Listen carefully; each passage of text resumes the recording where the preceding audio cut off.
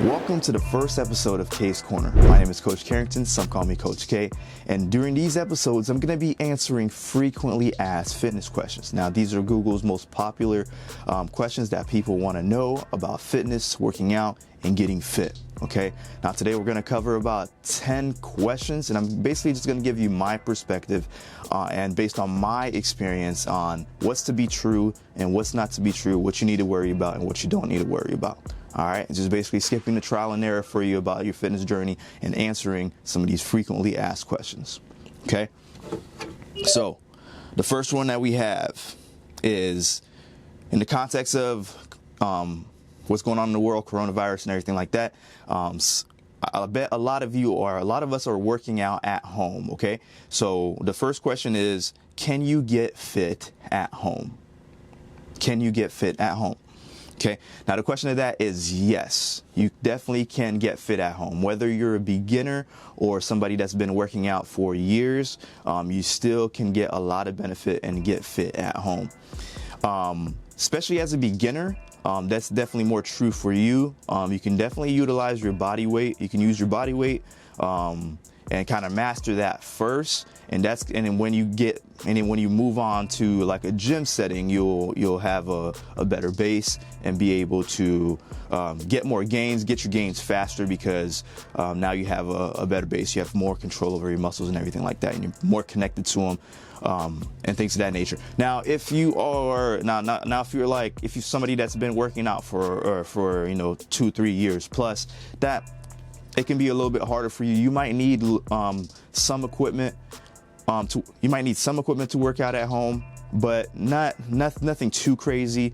If you have some bands, definitely can use some bands and other types of equipment.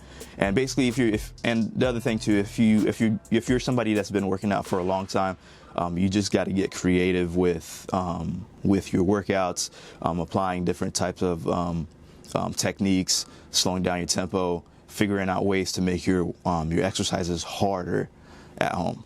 Okay, now moving on to the second question. The second question is, how can I work out at home? I kind of answered part of that in the first part. How you can work out at home is either by using your body weight or using minimal equipment like resistance bands, dumbbells, or if you're lucky enough to get your hands on a set of barbell and a set of plates and a rack or anything like that, you can use those tools to work out at home. But you can definitely, in my opinion, or my best advice is start out with your body weight, especially if you are a beginner. All right. Now the third question is, are home workouts better than gym workouts? Now the answer to that question is it depends. It really depends on who I'm speaking to answer if home workouts would be better for them than gym workouts, and it completely depends. Now, for a beginner, I would say that it is better for a beginner.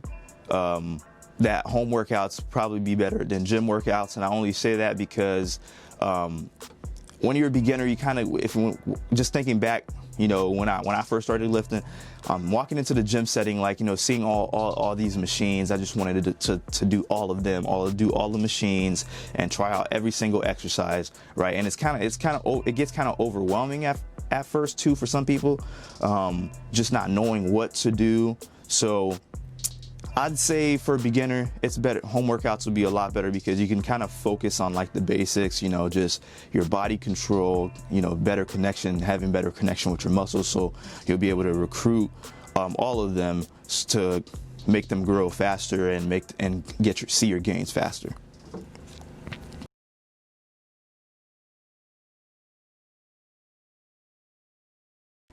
Question number 4, will 100 push-ups do anything? The answer to that question is it depends.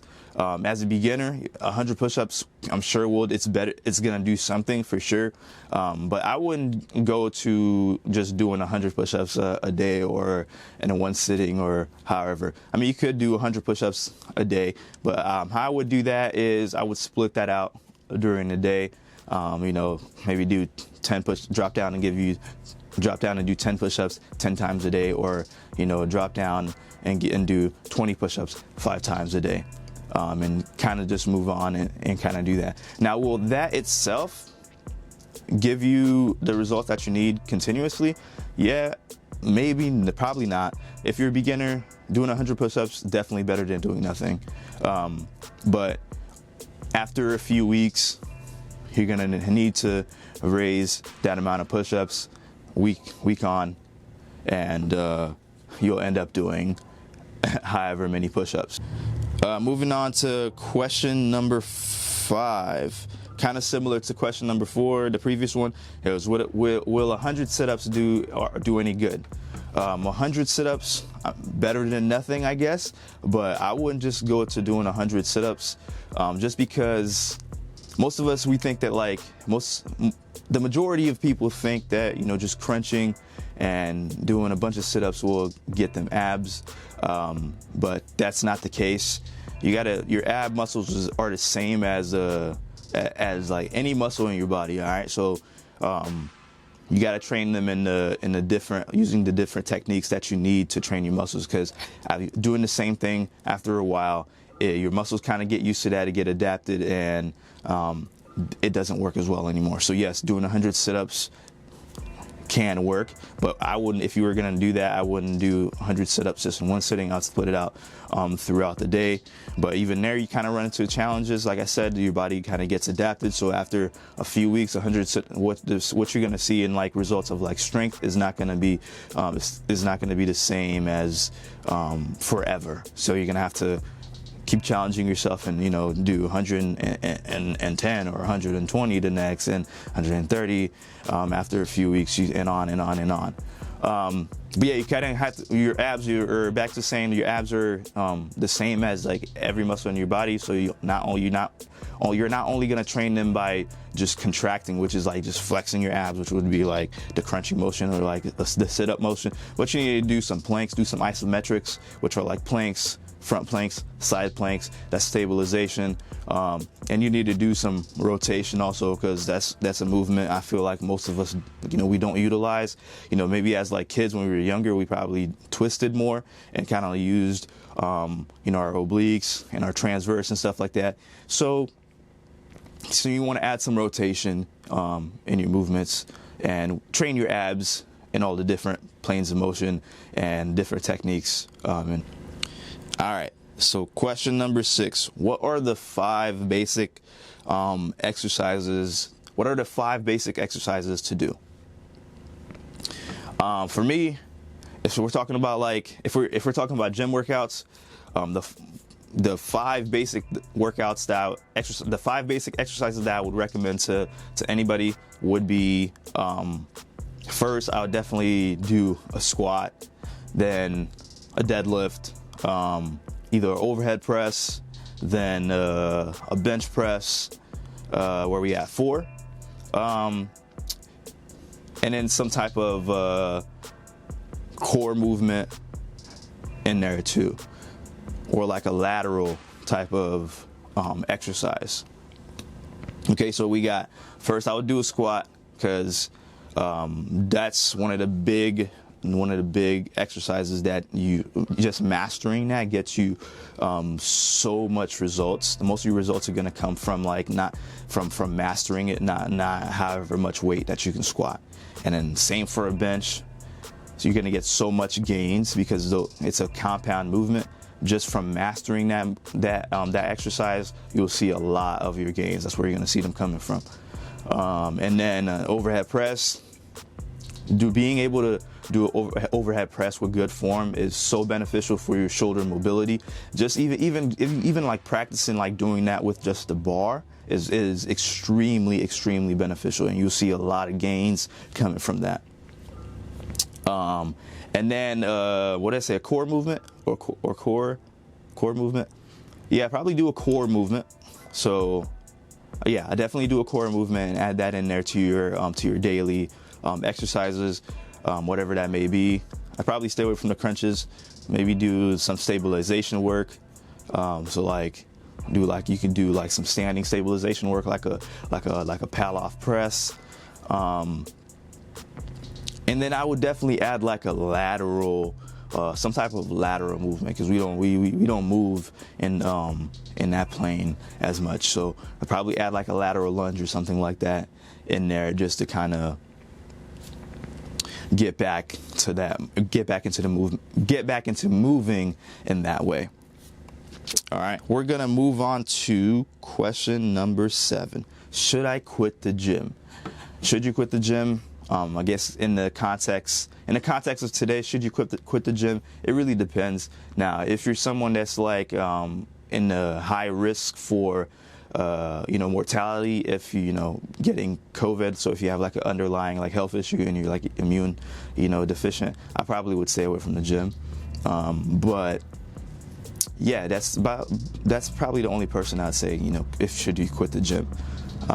But home workouts, like I mentioned before, can be extremely beneficial to anybody. You can definitely get all your workout done at home. You don't have to go to a gym. And I know for some people it can be, kind of daunting and challenging to think about a gym. They kind of get anxiety about it. You kind of get anxiety about it.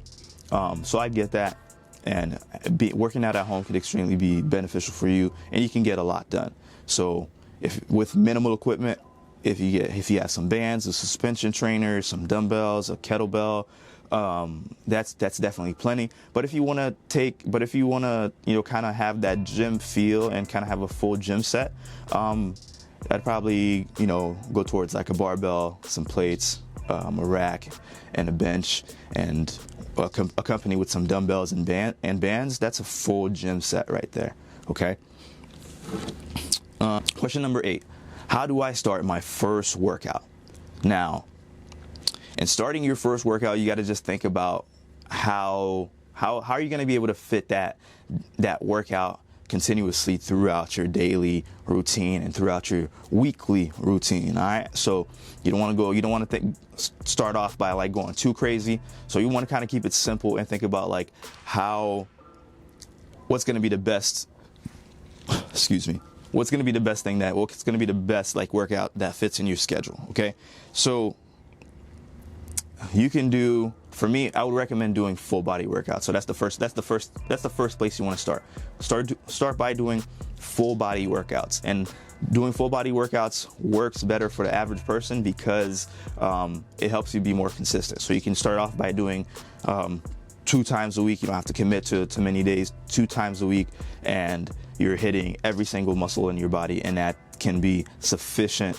It's just starting off as a beginner. Now, if you're intermediate, I'd probably do 3 times a week, and then as an advanced, you probably do 4 times a week, depending on how advanced you are. But the more science shows, like the more frequently you hit a muscle, the faster you'll see your gains. So, in doing a full body workout, it allows you to hit all your body parts, all your muscle groups frequently during that week. And if you miss, it's easier to make up those days, and you're not gonna end up neglecting some parts of your body.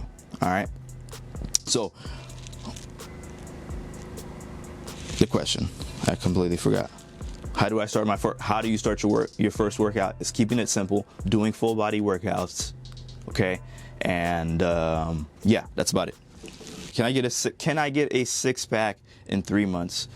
Depends on who you're talking to. If you're somebody that's already relatively lean, and you think you wish to get a 6-pack, if you're that person, then you probably just need to build your ab muscles so they can pop out more under your body fat, so you don't have to lose more body fat, or you can simply keep going and try to lose more body fat. So those are your 2 options. Can you get a 6-pack in 3 months? It depends on how much muscle that you already have on your abs, or in your abdomen area, to say how fast you're gonna get there. Now, if you're a beginner, probably not, or maybe, depending on, you might be genetically gifted, but highly unlikely.